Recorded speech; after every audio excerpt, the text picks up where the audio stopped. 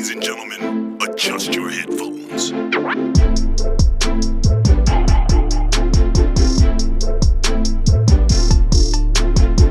Come on in and shut the front door. You're welcome to the You Should Know Better podcast. The news from the antagonist shoes. We are back with another episode. Yes. Season 4, is it? Episode 5, is it? Jeez. Wow, Progress. we are really yeah, we are. We've been mandated to make all these episodes, you know. We're not doing it for fun. We've got a contract with Spotify to do all these now. Messing. When Apple Music is the largest person that listens to this, you're saying Spotify. Oh, you think Apple Music check our thing? Go out.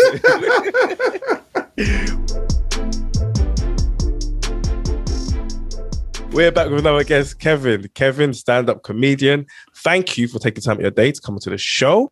I want you to take this opportunity, introduce yourself, sir. Let people know what you do, and let you know where can we find you, what you got coming up next. Please let us and the audience know. Love that, man. I appreciate you letting me do that at the top as well, because podcasts usually save that until the end, and if you've been shit, then they can just edit it out. So as it's we'd rather get it in the beginning. Give you a chance. Pleasure and honor to be asked to come on. So yeah, Kevin J, stand-up comedian. Been doing stand-up for over a decade now, man. Wow. So yeah, been around. You know, when you've been doing something long enough when you can have a break and still have been doing it for 10 years. So that's the 10 years in the break. yeah. So yeah. Been around, man. Been around. I guess people kind of call me a bit of a unique voice in the UK comedy game, in that I'm a white guy that performs on a black comedy circuit as well as traveling around Europe, and I've traveled across Africa performing stand-up comedy as well, right from Ghana and Nigeria and West Africa all the way to East Africa, in Uganda. So yeah, just a bit of a unique voice in comedy, man, and I try to keep it that way, man. Yeah. No, lovely, love that. That's interesting to hear, and I especially apart from going across West Africa to East Africa, I would have just stopped at Ghana. I would have just, would have just ended it there, the torn down and boom, gone. Definitely skip Nigeria. I would have definitely nonsense. Definitely, but I get it. Don't worry, you got to show love to the whole continent, so it's cool. I get it. And where can we find you? So you can find me across all socials, Kevin J Comedy, just the initial J. Yeah. Man, just try to keep it simple. Although sometimes I hate the fact that I've put comedy in my handle, man, because then you can't just say something that's not funny without people coming like, oh, is that meant to be a joke? And you're like, no, like I do have opinions as well that aren't always funny, like or even trying to be funny. Sometimes I just want to say, and the amount of times I delete a tweet because I'm like, it's not funny, and I was like, it's not meant to be funny. It's you though. It's you. You're not always in performance. But you have put it in. I've kind of got the same. I need to redress my handle because it's not all encompassing anymore. So I kind of know where you're coming from. I kind of see. But you're an individual, innit? You're an individual that has opinions. That you may want to tweet a picture about your child. You may want to talk about politics. Most of your friends, I'm sure, are going to understand that, but some people who are not are going to be like, "What? Wait, hang on. Yeah, I came in just went to that. Why is this guy talking about the news and the weather?" Do you know what I mean? So I get that point of view. There was I think after one of the recent bank holidays, everyone was tweeting like, "Oh my god, I can't check my bank balance now." So I tweeted and was like, if you're an adult and you're going out on a bank holiday and you're tweeting to say you're scared to check your bank balance, like that's seriously concerning. If you're over the age of 25 and you can't manage your finances, and everyone was not funny. Like, that's not funny. That's not even a joke. Why are you saying that? And I was going back to people like, no, it weren't meant to be funny. I was actually being deadly serious. Yeah. You came on. That's the disappointed tone from an adult. Like, and everyone was like, oh, that's the worst joke I've heard on here today. I was like, oh man, it wasn't even a joke. They come to you for comic relief, and you're not allowed to spit knowledge. That's not right. That's not right. But I tell you what, you can do on this pod. You can tell us the time where you should have known better. So Kevin, I'm gonna hand it over to you to tell us your story, and we want to hear when you should have known better, bro. All right. So I was in two minds whether to share this or not, man. I've not actually shared this with many people. Exclusive, yeah. Oh yeah, it's an exclusive. You hear the Apple? You know what cracking me up actually, where you was like about the Apple listen to your podcast. I sometimes check, like if I send something out on MailChimp, I check my mail so many times and click the links in it so many times to see if it works. When I get the analytics back, I'm like, I don't even know if these are unique clicks or if it's just me you're running up your numbers. Check the locations all from your part of London. You're like, it's just me, bro. All right, so basically I was out with my father-in-law called me, right? And for the purpose of this story, it's good to get it out from the very start that my father-in-law is Caribbean. And the reason I'm highlighting that at the jump is because it will later on, it will make sense why I need to highlight that.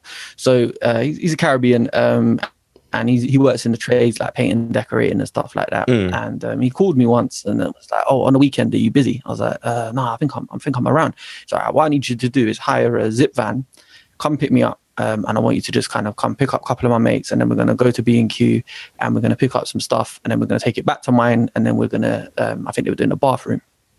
I was like, yeah, no worries. Like, let me know what times I'll book out the van and stuff. He's like, all right, cool, no worries. Let me know the times. And then I left Saturday morning, picked up the zip van, drive to pick him up. He lives in South. So I picked him up from South. He's like, all right.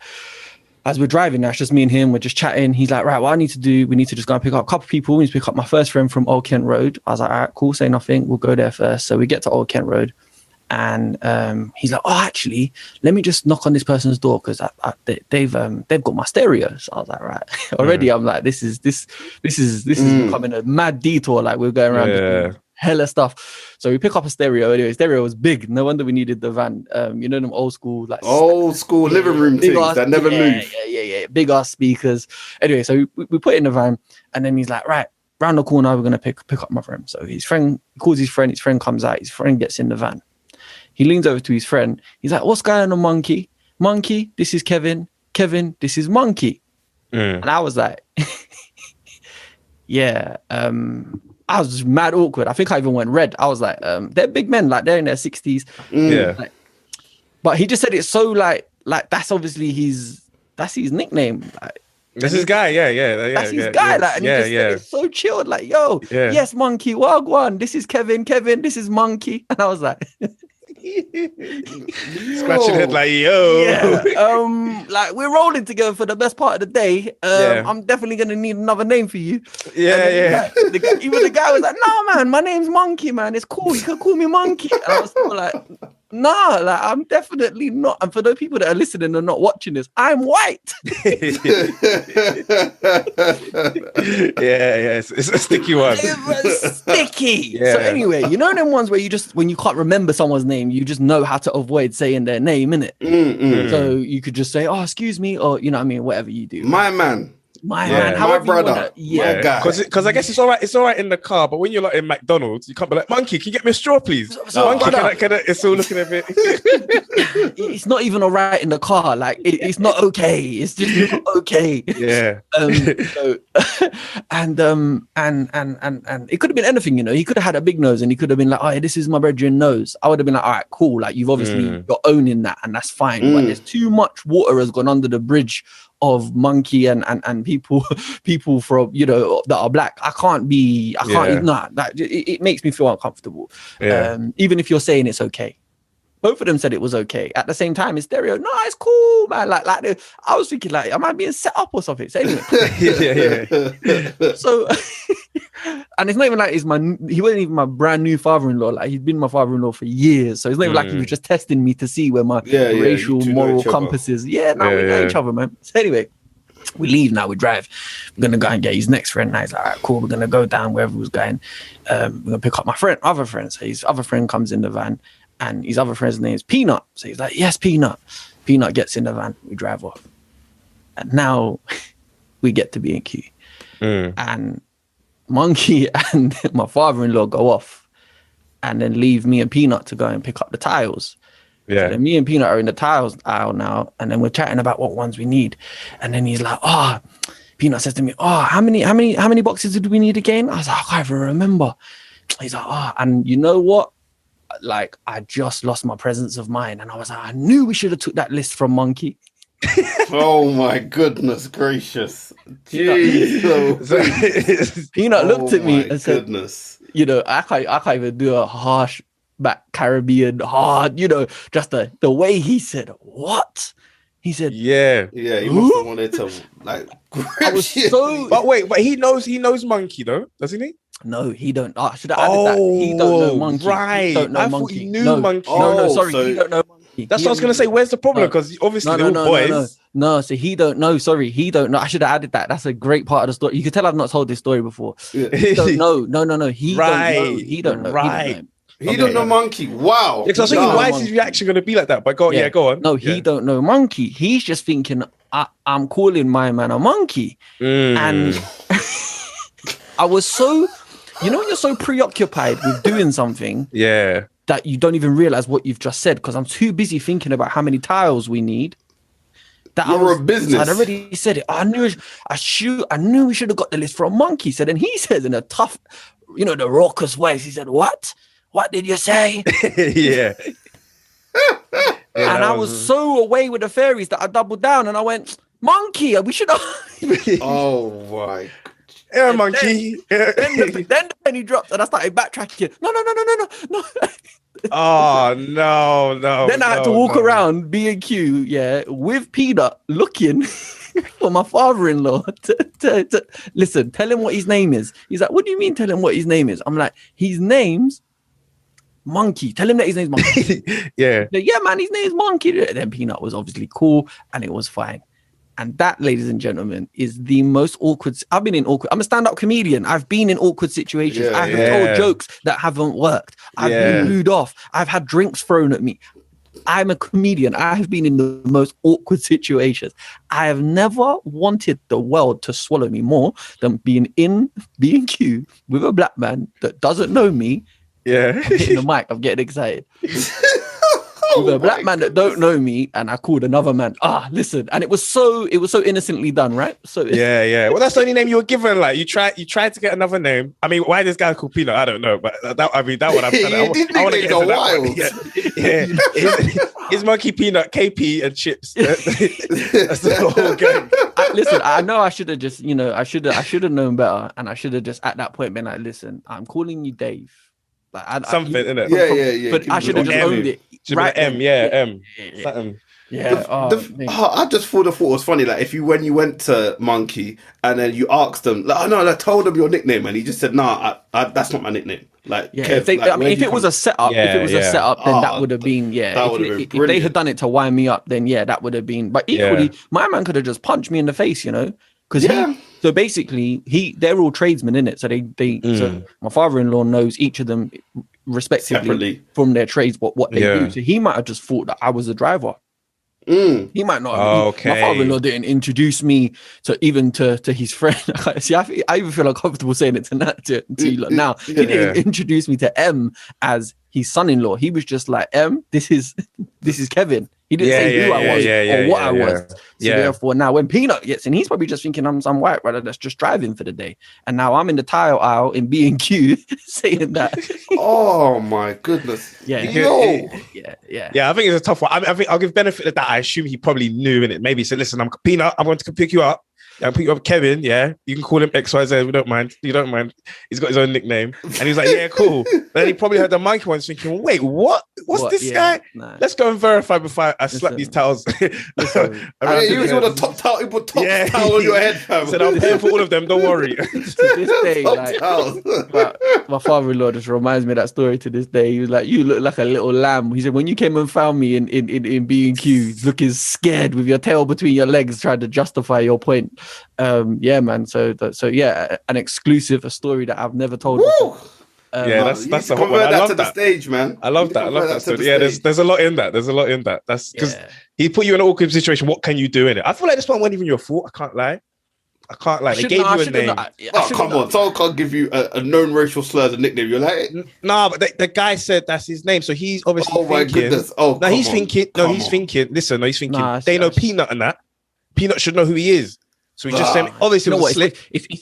I'll be honest with you, man, it was one step away from saying, like, as a white man, like, "Oh, I can say the N-word. My friends are black." Like, do you understand what I mean? It's only one degree off of being that. Like, I should have known better. Maybe, but what I'm saying, the guy said his name is Monkey. No. Do you know what I mean? If someone said their name's a racial slur, you can't be like, "Let me join in." These men are 60, yeah. if I say something, listen anyway. Mike was like, are we trying to undo racism here? What I'm saying is your slip. Yeah, I understand your slip is what I'm trying to say. Of course. Not that he should be called Monkey, but what I'm saying is you shouldn't feel that bad because you slipped because that's the name the guy gave you. Do you know what I mean? Obviously, you should have said M, but I can understand. Do you get me? The only reason it happened was because my mind was elsewhere looking for what towels I needed. If we were in there and he was just like, or if I met one of my friends and I had to introduce him to someone, I wouldn't have said it because I would have been knowing, oh yeah, it's about his name. It was purely because I would have never said Monkey in the first place. I would have never said, it would have been M from get-go. Most importantly though, how did the bathroom look? Oh, it looked nice, man. Monkey's good at tiling. They called him Monkey again, you know. Kevin's getting comfortable. Are you sure he's not? Yeah, are you sure he's... Kevin made his name up. Hey, it's just my way to open up. Kevin made this whole joke up. He made the name up. Just a way of like... There is no monkey. There is no peanut. There is no monkey. Kevin just made it all up. Father-in-law ain't even Caribbean. I just invented the whole thing. I was out with my dad, John, in Dagenham. Yeah, man. So, love Kevin. No, love Kevin for coming on and sharing that story, man. Need to take that to the stage. No. As I was thinking about what to share with you, and I actually just thought about it in a more linear way. I was like, right, that's actually a whole bit. That's a bit, man. I want to hear it. I want to hear it. All right, blessings again, brother, man. Take care. Respect, man. Speak to you lot soon, yeah? Appreciate that. Thanks a lot. Let's move on swiftly to the next segment of the pod. This is the You Should Know Better segment. This is where we look at a prominent and topical news story and look at it from the antagonist's shoes and ask ourselves, should they have known better? So, Junior, do you know what? Obviously, this week, you would have heard the sentencings of two former police officers, Jamie Lewis and Dennis Jaffa. Anyway, two ex-feds who got convicted of disgustingly sharing photos and being sexist to two ladies that were unfortunately murdered in London last year. So they got sentenced for about 2 years for their crimes. But what I wanted to talk about is not about that horrific crime, what they did. It's more about police culture. Because there's been reports that, you know, they referenced these ladies that were murdered as two dead birds. They took photos by them, they took selfies with them, and also this is in the context of what happened with Wayne Couzens raping, murder, and killing Sarah Everard. So clearly there's a problem in the police. Clearly it's not just a racial problem, there's a sexual problem and as well. So I wanted to talk to Junior. I want to put Junior in the shoes of one high-ranking police officer. You can be Cressida Dick. You can be whoever you want to be, but you're a fed. You're an op. And I want to ask yourself, Junior, why is the police... I was about to say, that meme that makes me laugh, that interview. Why are the police gay? We're not gay. That meme kills you. You are gay. That meme is so shit. He's not taking no for an answer. He said, why are you? You're not. You are. I've never had this interview. Anyway, I want to ask you on the real. Why is there such a culture, a laddish, sexist, misogynistic, racist culture in the police? Well, to be honest, I don't really know why they did that. I don't really know why they were taking photos. It's not in the it's not in the prospectus for when you join the police. It's not in the training manual. Okay. These guys clearly were. What's in the manual? Shoot, freeze. What's in the manual? That's the first lesson. You guys ask questions later, but we ain't got time. No, that's our counterparts of mistakes. No. In the manual is to be respectful, be knowledgeable about your community. You know, be smart about who you harass. You don't just go and harass like an old woman. You need to harass, you know, someone who looks like a criminal. Okay, we do profiling. Okay, we do some kind of profiling.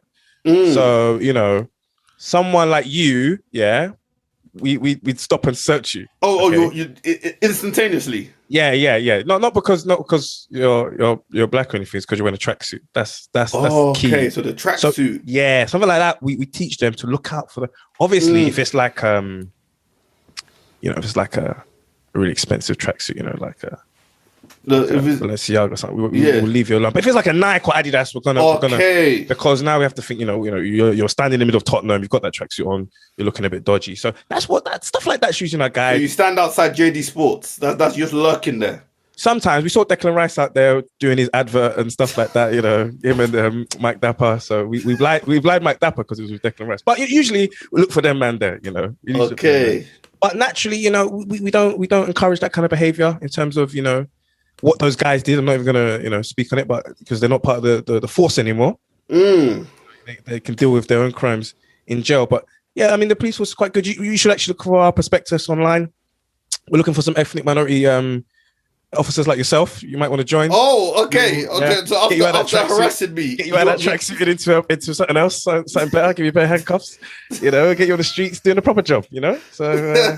Put the link in the bio. Hit the link in the. You want to use this pod to recruit?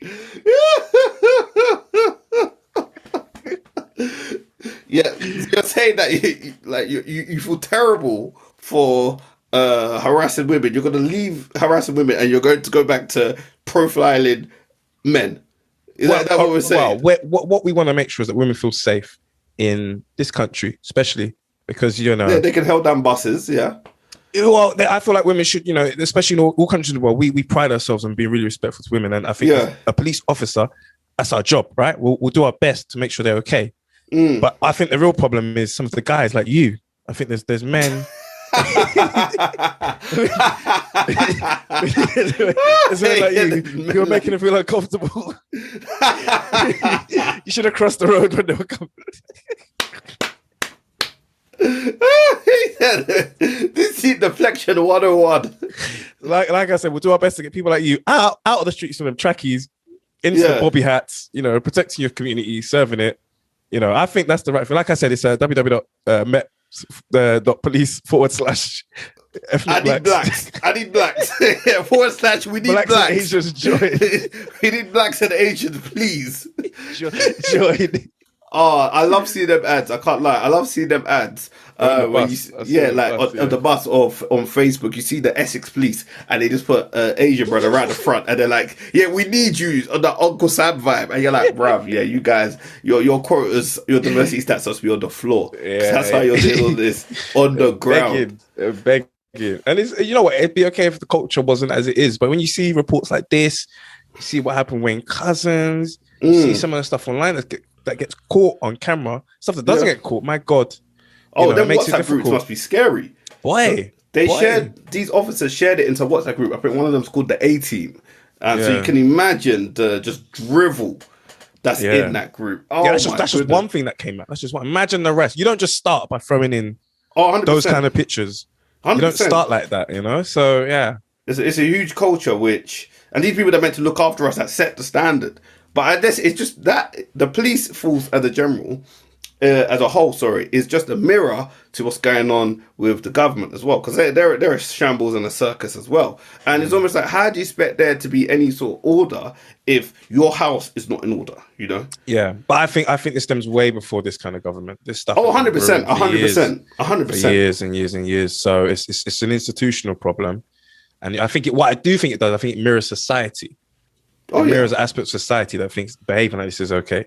100%. When clearly it's not, and to your face, it's like, yeah, don't worry. But in the WhatsApp group, they're talking reckless, and I think it goes to also show you can put that just because you put a female leader doesn't mean there's not going to be misogyny and sexism and all that stuff beneath. Yeah, Lord knows what they were saying about her, and Lord knows what they were saying. Although I think there was a woman in that group. But still, you never know. Even so, you got a female figurehead. It's not stopping. I'm not saying that you put one person and it's going to change everything. We saw Barack Obama in the States. Because he was black doesn't mean black people are now prosperous. But it just goes to show that, whilst change and representation is important, it doesn't mean that the whole institution will change. Yeah, but it's a start, but you need the grassroots in it. Now, what have you got for me? We discussed Omarion, Omicron, Abercrombie and Finch variant. Well, it was found in Tanzania / South Africa, but somehow first identified, but it doesn't mean it was originated there. Yeah, definitely right. But somehow Yeah, and it's been found all over the world, actually, mainly in Europe, I would say. But somehow, Nigeria has been placed on the UK's red list. A move the UK government says will help the Omicron variant be stopped in its tracks. Okay, so the Nigerian High Commissioner to the United Kingdom, has said that the restrictions amount to travel apartheid. Those are strong allegations. You might have a point. So why has Nigeria been added to the list? Well, UK government says it's analysed the situation, suggested there's strong indication that the virus is in Nigeria. Okay, several cases of UK nationals who've travelled to Nigeria have been linked with the virus. Okay, and Nigeria has strong travel links with South Africa, where it was first detected. Okay, so Michael, and it's not like Nigeria. There's a bunch of other African countries, South Africa, Namibia, Zimbabwe, blah blah blah. But anyway, there's been loads of cases found in Europe. Okay, those countries don't seem to be on the red list. Certain other countries are not on the red list as well. America won. So I want to put you in the shoes of a Nigerian conservative. Yeah. And I want you to state your case. Bin Afolobi, whatever. Yeah. I want you. Respect the name my father gave me. I want you to defend this situation because it doesn't make much sense to me. Yeah, thank you for the floor, Junior. I believe my name is Bim. I am a Conservative MP for Harpenden. I love my constituents. First and foremost, I'll have to say that Nigeria, as a country, the variant is there, and we need to protect the British people. Well, okay, sure, but it seems like the variant's all over the world. So why is Nigeria and all these other countries being put on the red list? Well, okay, there's more cases in Europe than in Nigeria. Okay, have you been to Nigeria? I have. Came back. I just came back from September. You just came back. Okay. How did you feel out there? Boy, I had to self-isolate, boy. I forgot. I think I caught something. Look at you. The public health is not the same. We've got a president. No, I'm joking, what's his name? President Goodluck Jonathan. Is he still there? No, that guy Boris. Oh my God. You are the fakest Nigerian. Oh shit! I said a president from 2 decades ago. This man long dead. He's long dead. That's a good looking. Yeah, he's long dead. He even knows what coronavirus is. Yeah. I mean, even went before Ebola, fam. He's long gone. He's gone. He doesn't.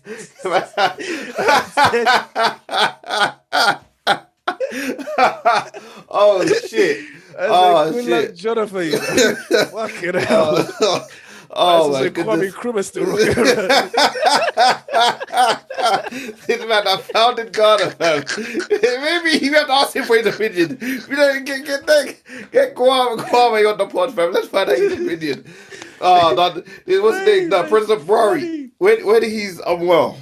When he's unwell, he goes to London to be treated. So we have to understand. We have to understand that Nigeria is not the. I know people go there for December for their holidays, and you know they do their jare, and they do their essence and whatnot. But we have to understand. Yeah. We have to understand that Nigeria, the health system is not what it should be. You know. They rely on a lot of foreign aid, which I support. Big Nose Day, Red Nose Day. Thank you very much. You say Big Nose Day. They finna drag you. These Nigerians finna drag you. No, Big Nose. Red Nose Day. He ain't even causing a problem, bro. You are digging yourself off. No. No. How ridiculous is that? I'm dying. A charity called Big Nose Day. What? No donations. It's a second of this. No donations. What I'm trying to say. Yeah. What I'm trying to say is that the health set up in Nigeria is not the same as the UK. Even though the president Buhari, when he's unwell, will come to London to be treated. So this is a country where they don't even test that much. They don't test that much. You're saying they have less cases. They don't test. Donald Trump told you about testing. He said don't test. Don't test, there'll be no cases. That's what Nigeria are doing. Nigeria are learning from Trump. Nigeria is learning from Trump. That's not why, but I tell you, just to kind of, I was in Nigeria. Yeah. And let me tell you, you'd walk into a supermarket, they check your temperature. They check it all the time. Okay. Everywhere I went, into a restaurant, I'm just being candid. Everywhere we went, they were checking. I was thinking, wow, they've got more checks in Nigeria than they have in the UK. Like, you couldn't go into the supermarket without, you couldn't go to a mall without a mask. You'd have to, the bribe wouldn't even, you have to bribe for a mask. What, they wouldn't accept bribes? No, the bribe would go to buy you a mask. So, you know, ethical bribing. Ethical bribing. But like, I was really impressed. So, I mean, obviously, we'll wrap this up, but I do think it's ridiculous that. And do you know what? I think America are looking at changing their stance. Or is it UK? I can't remember. But I was reading today that one of the two countries are looking at changing their they're looking to relax their travel bans on some of these countries. Because, it's ridiculous. Yeah. The racism is rife. That's the thing. They do all this Black Lives Matter. We're changing. We're woke. We're educating ourselves. We've done wrong. Then they come and show their ass. Basically, what they wanted to say was, basically, what Botswana and South Africa should have done is not even tell the world. So don't tell the world, you go and find it in Chile, and then you can go and blame Chile. But anyway, I digress. Let me move on to the throwback of this week. Yep. I got two, but I'm going to stick with one. I don't think most people know this. 1952, the Great Smog of London. Let me tell you about this. Boy, that's when they thought we need to bring something in. This country's in the bin. Basically, in London, this was around the time when they stopped, I think it was Iran stopped providing like oil to the UK because they deposed their leader. So they had to switch to coal. Now, this linked with the weather, it was anti-cyclone. Donald Trump, fam.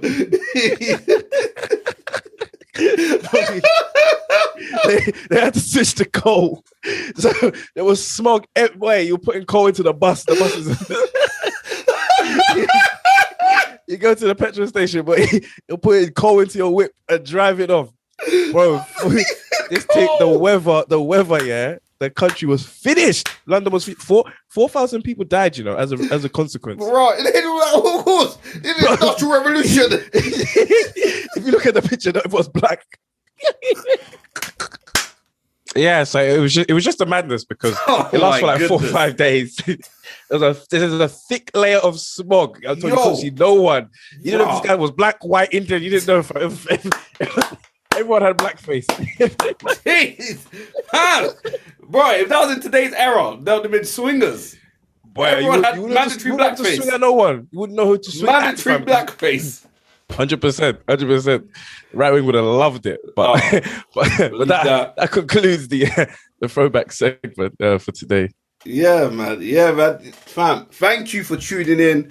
Thank you to Kevin J, our guest. Thank you. We had a good chat with Kevin. Obviously, Junior and I done our thing as well, man. So hope you enjoyed the pod. Let us know what you're thinking, man. Everyone that tunes in, let us know in the comment sections. DM us. Email us. I don't even check the email box, but email us. Let us know what you're thinking. Have a good week and don't do anything that's going to make us say you should know better. Take care and peace. Love and peace. Boom blast.